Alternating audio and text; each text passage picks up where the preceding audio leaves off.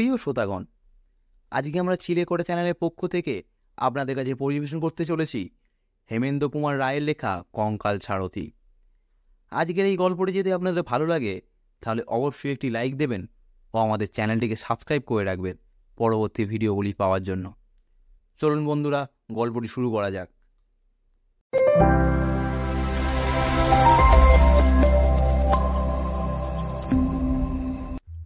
দৈত্য দানবের মতো প্রতীকের হৃৎপিণ্ড ছিঁড়ে খাওয়ার জন্য তারা ওঁত পেতে প্রস্তুত হয়ে আছে। কান্না ভরা কনকনে বাতাস এসে চুপি চুপি যেন আমার কানে কানে বলে যাচ্ছে, ওহে ওহে নিঝুম রাতে অজানা মানুষ, এ বুড়ির ভিতর দিয়ে কোথায় চলেছে তুমি? আমার কথা শোনো, ভূত পেতেরা একে একে জেগে উঠছে। এবেলা প্রাণ নিয়ে পালিয়ে যাও গো। আরো খানিক অগ্রসর হয়ে মনে হলো পৃথিবীর সমস্ত শব্দ এসে আমার দুই পায়ে দুই জুতোর ভেতরে আশ্রয় নিয়েছে। প্রত্যেকবার পা ফেলি আর সেই শব্দগুলো জুতোর ভিতর থেকে চমকে ওঠে। রাজপথের উপরে আচার খেয়ে পড়ে আমাকে চমকে চমকে তোলে। শব্দ শুনতে চাই, নিজের পায়ের শব্দ পাচ্ছি, কিন্তু কেন জানি না সে শব্দ শুনে শুনে মন আমার খুশি হবে কি আরও বেশি নিতিয়ে পড়তে লাগলো। সে যেন রাজপথের ঘুমন্ত কোনো অশরীরী প্রেতাত্মার চিৎকার। আমার পদাঘাতে সে যন্ত্রণায় গর্জে উঠছে। এতক্ষণ পর রসা রোডের মোড়ে এসে পড়লুম। অস্বস্তির নিঃশ্বাস ফেলে ট্রামওয়ের একটা লোহার থামে ঠেস দিয়ে দাঁড়িয়ে খানিকক্ষণ জিরিয়ে নিল। এখানটাও তেমনি নির্জন ও তেমনি নিস্তব্ধ হলেও আমার মন যেন অনেকটা আরাম পেল। এই তো ট্রামের রাস্তা, এই পথ ধরে সিঁড়ে গেলেই যত মাইল দূরেই হোক আমাদের পাড়া বাগবাজার পাওয়া যাবেই যাবে। খানিক দূর এগোতে পারলেই লোকজনেরও সাড়া পাওয়া যাবে নিশ্চয়ই। আর ট্রাম ও বাস বন্ধ হলেও ট্যাক্সি মেলাও তো অসম্ভব নয়। তখন জ্বরে আমার চোখ ছলছল করছে, কান করছে ভোবো, আর মাথা ঘুরছে বোঁবো করে। বারবার ইচ্ছে হতে লাগলো পথের ওপর লম্বা হয়ে শুয়ে পড়ার জন্য। কেবল বাপ মায়ের বিষণ্ণ মুখের কথা ভেবেই মনের এই ইচ্ছা দমন করলুম অনেক কষ্টে। নিজে নিজেকেই মনে মনে বললুম, তুমি শান্ত হও, এ পথে শেষেই আছে তোমার বাড়ি, তোমার আত্মীয় স্বজন, তোমার নরম তুলতুলে বিছানা। কোনো রকমের চক্ষু মুদে এই পথটুকু পার হতে পারলেই ব্যাস, সকল কষ্ট সকল ভাবনার অবসান। হঠাৎ দূর থেকে একটা শব্দ জেগে ওঠে চারিদিকে নিস্তব্ধতার মুখে যেন ভাষা দিল। ঘড়ঘড় ঘড়ঘড় করে একটা বাজ ডাকার মতো শব্দ আমার দিকে এগিয়ে আসছে। তারপরেই শুনলাম ভ্যাপুর আওয়াজ। ট্যাক্সি না বাস? আনন্দে চাঙ্গা হয়ে সোজা হয়ে দাঁড়িয়ে পথের দিকে তাকিয়ে রইল। তারপরেই দেখা গেল নিচে দুটো আর ওপরে একটা আলো। তিনটে আলো দেখেই বুঝলাম ট্যাক্সি নয়, বাস আসছে। তাহলে জ্বরের ধমকে আমি কি ভুল বুঝেছিলাম? বাস যখন চলছে তখন খুব বেশি রাত তো হয়নি, কিন্তু আশ্চর্য, এরই মধ্যে এ অঞ্চল এমন ভয়ানক নিস্তব্ধ হয়ে পড়ে। বাবা, আমার কলকাতার গোলমাল বেঁচে থাক, এ অঞ্চলে আবার ভদ্রলোকে বাস করে। কিন্তু বাসের আলো অত বেশি জ্বলছে কেন? সামনে সারা পথে সে যেন আগুনের ঢেউ বইয়ে ছুটে আসছে। আর এই নিরালা পথে অত জোরে ভ্যাপু বাজাবারই বা দরকার কি? এ অঞ্চলে সন্ধ্যার পরে ঘুম কাতরের লোকগুলোর কানে দিয়ে তালা ধরে যাবে। ঊর্ধ্বশ্বাসে ছুটতে ছুটতে ধুলোয় ধুলোয় পথ অন্ধকার করে একখান রাঙা টকটকে মস্ত বড় বাস আমার কাছে এসে হঠাৎ দাঁড়িয়ে পড়ল এবং সঙ্গে সঙ্গে একজন তীব্র তীক্ষ্ণ স্বরে চেঁচিয়ে উঠল, ধর্মতলা ওয়েলেসলি শ্যামবাজার। আমি তাড়াতাড়ি বাসে উঠে একখান গদিমোড়া আসনের উপর গিয়ে ধূপ করে বসে পড়লুম। হোক শ্যামবাজারের বাস, এই স্তব্ধ মরা মুল্লুক থেকে তো এখন সরে পড়ি।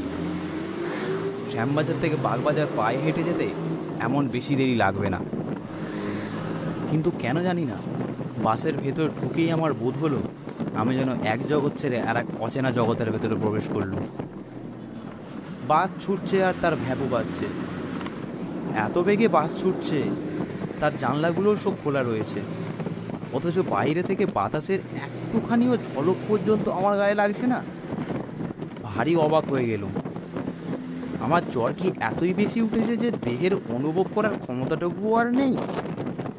পথ তেমনি নির্জন আর নিঃস্বর, কিন্তু বাতাসও কি আজ ঘুমিয়ে পড়েছে? আমার খালি মনে হতে লাগলো দম বন্ধ হয়ে সারা পৃথিবী আজ মারা পড়েছে। তার কথাও আর জীবনের লক্ষণ নেই। বেঁচে আছি খালি আমি আর ওই বাসের ড্রাইভার ও কন্ট্রাক্টর। আমরা তিনজন ছাড়া বাসের ভেতরে আর কোনো আরোহী ছিল না। থাকবেই বা কেন? এত রাতে কার ঘাড়ে ভূত চেপেছে যে বাসে চড়ে ঘুরতে বেরোবে? বাসে ভ্যাপু বাজছে, বাজছে আর বাজছে আর বাজছে। কান যে ঝালাফালা হয়ে গেল। কন্ট্রাক্টরের দিকে ফিরে বিরক্ত স্বরে বললুম, ড্রাইভারকে বারণ করে দাও, পথে লোকও নেই, গাড়িও নেই, তবু এত হর্ন বাজাচ্ছে কেন? লোকটা শিখ, মস্ত বড় লম্বা দেহ, মস্ত দাড়ি। সে কালা আর বোবার মতো আমার পানে তাকিয়ে রইল। আবার বলল, শুনছো, হর্ন দিতে বারণ করো। সেই তবু জবাব দিল না, ড্রাইভারকে হর্ন থামাতেও বলল না। লোকটা সত্যি সত্যি কালা ও বোবা নাকি? কিন্তু না, তাই বা হবে কি করে? এই খানিক আগেই তো সে ধর্মতলা ওয়েলএসপি শ্যামবাজার বলে চেঁচিয়ে পাড়া মাত করছিল। সে বোধহয় আমার কথা জবাব দিতে চায় না। এরা কি ভেবেছে এদের ভ্যাপর আওয়াজে সারা শহরের ঘুম ভেঙে যাবে, আর তাহলেই সবাই বিছানা থেকে লাফিয়ে পড়ে এসে বাসের প্যাসেঞ্জার হয়ে বসবে? কিন্তু সহজ জাগাবার কোনো লক্ষণ প্রকাশ করলে না। পথের আশেপাশে নিরীহ কুকুরগুলো আরাম করে কুণ্ডলি পাকিয়ে শুয়ে ঘুমোচ্ছিল। কিন্তু এই বাসের সাড়া পেয়ে তারা তাড়াতাড়ি উঠে ল্যাচ পেটের তলায় ঢুকিয়ে ছুটে পালাতে লাগলো, মহা ভয়ে কেউ কেউ কাঁদতে কাঁদতে। আজকে বাইরের জীবের সাড়া পাওয়া যাচ্ছে কেবল ওই কুকুরগুলোর কাছ থেকে, কিন্তু তারাও দেখা দিয়েই অদৃশ্য হচ্ছে। কুকুরগুলো কেন আমাদের বাস থেকে পালাচ্ছে? মনের ভেতর কেবল এই প্রশ্নে জাগতে লাগলো, কেন কেন কেন? কন্ডাক্টর কেন আমার কথা জবাব দিচ্ছে না? কেন কেন কেন? ড্রাইভার কেন ক্রমাগত ফোন বাজাচ্ছে? কেন কেন কেন? কন্ট্রাক্টরের দিকে ফিরে বলল, তোমার ভাড়ার পয়সা নাও। সে মস্ত একখান কালো হাত বাড়ালো। ভাড়া দিয়ে টিকিট নেওয়ার সময় আমার হাতে তার হাতের ছোঁয়া লাগলো। ওহ, অগ্নি মনে হলো কে যেন একখান তীক্ষ্ণ বরফের ছুরি দিয়ে আমার হাতে খ্যাঁচ করে খোঁচা মারল। জ্যান্ত মানুষের হাত এমন ঠান্ডা কনকনে হয়? আশ্চর্য হয়ে তার মুখের দিকে তাকালুম। তার লম্বা চুল আর দাড়ি গোফের জঙ্গলের ভরা মুখখানা বাসি মরার মতো তীর। তার চোখের পলক পড়ছে না, তার চোখ যেন পাথরে গড়া। আমার বুকটা গুড়গুড় করতে লাগলো। আজকে শহরে এই নির্জনতা, পৃথিবীর এই নিস্তব্ধতা, বাতাসেরই অভাব, ভাড়াটের বাসের এই ভ্যাপুর আওয়াজ, কন্ট্রাক্টরের এই উদাসীন মূর্তি, সমস্তটাই যেন রহস্যময়ী, সমস্তটাই যেন অস্বাভাবিক। কি কুক্ষণে আজ বাড়ির বাইরে পা রেখেছিলাম। যতবার ফিরে তাকাই ততবারই কন্ট্রাক্টরের সেই মরার মতো স্থির মুখ আর বলখারা পাথরের দৃষ্টি যোগে পড়ে। কেমন একটা অমানসিক ভাব আমার মনটা ছেয়ে গেল। আর সহ্য করতে পারলুম না। সামনের বেঞ্চের ওপর দুই হাতের ভেতর মাথা রেখে চোখ মুদে আমি চুপ করে বসে এলুম। ভাবলুম শ্যামবাজার পৌঁছাবার আগে আর মাথা তুলে চাইব না। কিন্তু মাথা তুলতেই হলো, আবার চোখও খুলতে হলো। আধ ঘন্টার বেশি সময় কেটে গেছে, গাড়ি না থেমে ক্রমাগত চলছে, তবু এখনো শ্যামবাজার এলো না কেন? মুখ তুলে জানালা দিয়ে মুখ বাড়িয়ে আমার আর বিস্ময়ের সীমা রইল না। শ্যামবাজার তো অনেক দূরের কথা, গাড়ি এখনো ভবানীপুরেই আসেনি। অথচ গাড়ি এত বেগে ছুটছে যে পথের দুপাশের বাড়িগুলি তীরের মতো পিছনে সরে যাচ্ছে। এও কি সম্ভব? হতভম্বের মতো মুখ ফিরিয়ে দেখি গাড়ির ভিতরে 10-12 জন লোক বসে আছে। নিজের চোখকেও আমি বিশ্বাস করতে পারলুম না। আমি হলপ করে বলতে পারি এতক্ষণের ভিতরে গাড়ি একবারও থামেনি। তবু কোথা থেকে এরা এলো, কখন এরা গাড়িতে উঠল? একে একে সকলকার মুখের পানেই তাকিয়ে দেখলুম। সব মুখই মরার মতো স্থির, নির্বিকার। সব চোখের পাথুরের দৃষ্টি আড়ষ্ট হয়ে আছে। কে যেন শ্মশান থেকে কয়েকটা মৃতদেহ তুলে নিয়ে এসে বেঞ্চের উপর সারি সারি বসিয়ে দিয়ে গেছে। তাদের ভেতরে বাঙালি আছে, কোট্টা আছে, সাহেব আছে, কিন্তু তারা সবাই চেয়ে আছে আমার দিকেই। সে চাউনিতে কোনো ভাবের আমেজ নেই। সে চাউনি যেন চাউনি নয়, অথচ সে চাউনি দেখলেই গা ছমছম করে, দেহের রক্ত ঠান্ডা হয়ে যায়। তাদের চাউনি যেন চোখের ভেতর দিয়ে আসছে না, আসছে আলোকের উপর ওপার থেকে, অন্ধকারের আত্মার ভেতর থেকে, যে দেশে জ্যান্ত মানুষ নেই সেই দেশ থেকে। ভাবিন অথচ ভয়ানক তাদের সে চাউনি। আর এক আশ্চর্য ব্যাপার এই যে গাড়ির ঝাঁপুনিতেও তাদের কারোর দেহ একটুও নড়ছে না। গাড়ির ভেতরে বসেও তাদের দেহ যেন গাড়িকে না ছুঁয়ে শূন্যে বিরাজ করছে। মনে হতে লাগলো আমার অজ্ঞাত সারে যেমন হঠাৎ তারা গাড়ির ভেতরে উড়ে এসে জুড়ে বসেছে, তেমনি হঠাৎ তারা আবারও হাওয়া হয়ে হাওয়ার সঙ্গে মিলিয়ে যেতে পারে আমার অজ্ঞাতেই। যেন তারা ছায়ার কায়াহীন অনুচর, দেখা দেয় ধরা দেয় না, তাদের দেখা যায় ধরা যায় না। আমার সবাই দৃষ্টি আবার পথের দিকে ফিরিয়ে নিলুম। গাড়ি তেমনই হিচকি তোলা আওয়াজের মতো ভ্যাঁপুর শব্দ করতে করতে তীর বেগে ছুটছে। কিন্তু তখনও ভবানীপুর আসেনি। আমি শ্যামবাজার না, সোজা জমালয়ের দিকে চলেছি। কি এক দুঃসহ অজানা টানে অস্থির হয়ে চোখ আবার গাড়ির ভেতরে ফেলল।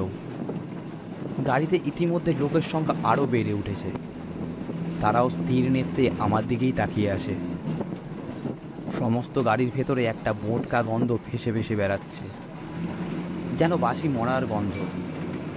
হাসপাতালে মরার ঘরে গিয়ে আমি একবার এরকম গন্ধ পেয়েছিলাম। আমার সর্বাঙ্গে কাটা দিল, বুকের কাছটা শিউরে শিউরে উঠতে লাগলো। আমি কি জেগে আছি না স্বপ্ন দেখছি? আর থাকতে না পেরে হঠাৎ চেঁচিয়ে উঠে বললাম, এই কন্ট্রাক্টর, গাড়ি থামাও। কন্ট্রাক্টর কোনো সাড়া দিল না, গাড়ি থামাবারও চেষ্টা করলে না। আবার বলল, এই কন্ট্রাক্টর, গাড়িটা থামাতে বলছি তো নাকি? কিন্তু কোনো ফল হলো না। রেগে দাঁড়িয়ে উঠে কন্ট্রাক্টরের দেহ ধরে আমি নাড়া দিতে গেলাম, কিন্তু তাকে ছুঁতেও পারলাম না। চোখের সামনে তাকে স্পষ্ট দেখতে পাচ্ছি, কিন্তু তাকে স্পর্শ করতে পারছি না। সে দেহ যেন হাওয়া দিয়ে তৈরি। হঠাৎ গাড়ির সব লোক একসঙ্গে অট্টহাস্য শুরু করে দিল।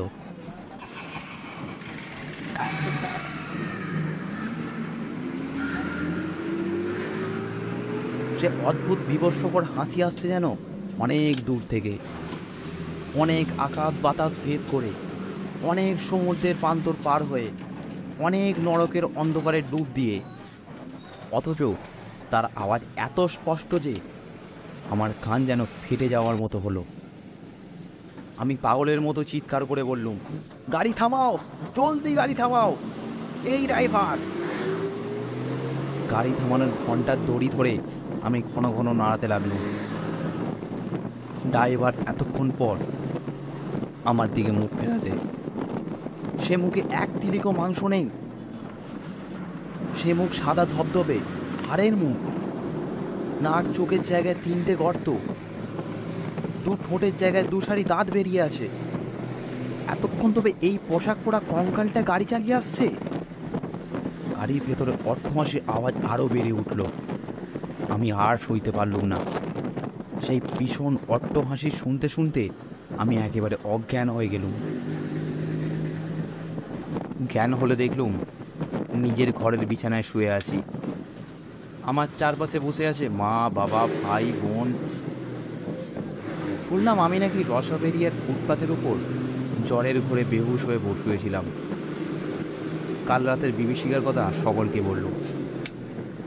বাবা বললেন, ওসব বাজে কথা, জ্বরের চোখে লেকের ধার থেকে রসা বেরিয়ার পর্যন্ত এসে তুমি বেহুশ হয়ে পড়েছিলে। তারপর ওইসব খেয়াল রেখেছো। কিন্তু আমার মন বলতে লাগলো, না না, আমি যা দেখেছি তা খেয়াল নয়। প্রিয় শ্রোতাগণ, আজকে আপনারা শুনছিলেন হেমেন্দ্র কুমার রায়ের লেখা কঙ্কাল সারথি। আজকের এই গল্পটি যদি আপনাদের ভালো লেগে থাকে তাহলে অবশ্যই একটি লাইক দেবেন ও কমেন্ট করে জানাবেন আপনাদের গল্পটি কেমন লাগলো। আরও এরকম রহস্য রোমাঞ্চকর গল্প পাওয়ার জন্য আমাদের চিড়েকটা চ্যানেলটিকে সাবস্ক্রাইব করে রাখবেন। ধন্যবাদ বন্ধুরা পুরো গল্পটি শোনার জন্য।